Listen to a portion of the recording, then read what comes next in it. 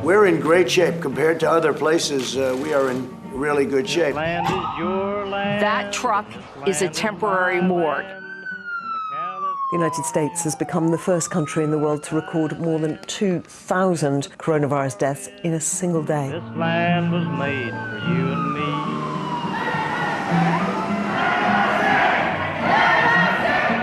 Another day in America, another armed protest. If people are going to die, I'm sorry. You only have as much power as you have.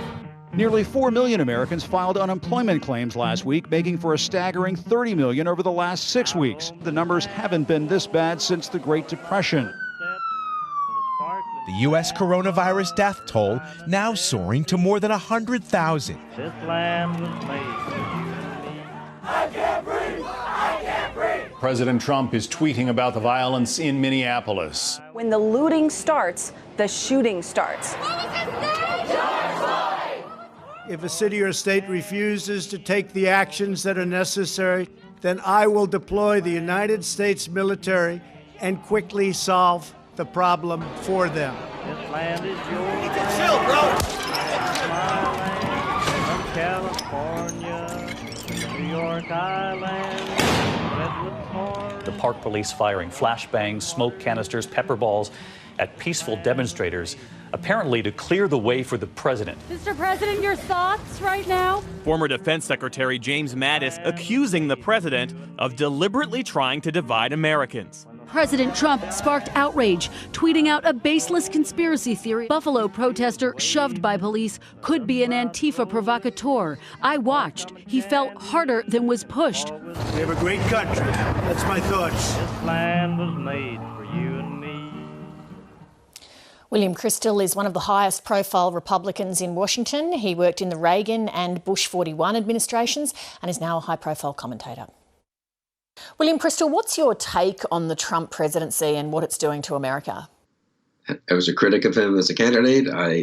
I've seen nothing that has reassured me or that has changed my mind that he shouldn't have been president and shouldn't be president, both because of his temperament and character, because of some of his policies as well, but primarily temperament and character and a real disregard for, disrespect for fundamental democratic norms. How likely do you think Trump is to win a second term?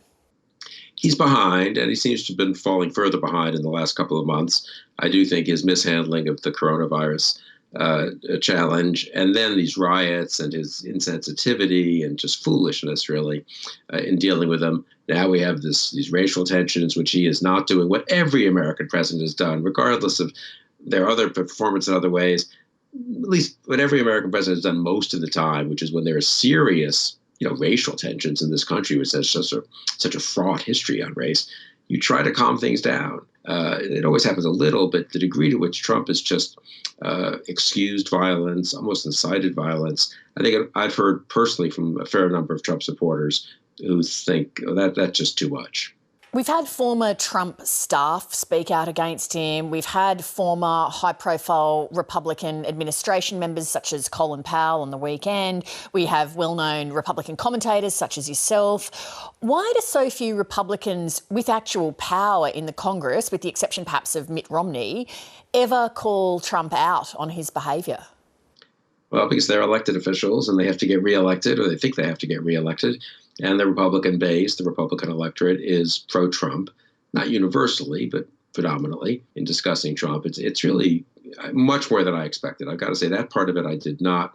I would have thought he would have dominated the party, probably. He's an elected president of the party. But there would have been some rebellion and some cry when he says things, does things that are really outrageous. That's really been disappointing. How do you explain the disconnect between members of the Republican elite and Trump's base, which still support him very strongly? So I'm not sure there is that much of a disconnect. I mean, there's a lot of conservative commentators who aren't like where I am, who have found it to be profitable is unfair. I mean, some of them have done well, but who think, this is the way it has to be. We're in a tribal kind of warfare for the future of the country. I would say for me, what's really been striking and underreported is the degree to which Republican and conservative elites have gone along with Trump. They're not at the rallies cheering. They're not saying things that are kind of vulgar and slightly grotesque. But they are, and if you read the Wall Street Journal, the most prestigious business paper in America, if you look at not just at Fox, but at other conservative commentators, there's quite a lot of rationalization, quite a lot of, going along with his attacks on the left. And so, well, for example, recently, it's Trump's the only thing that stands between us and socialism. I mean, it's utterly ludicrous. Thank you very much for joining us. My pleasure.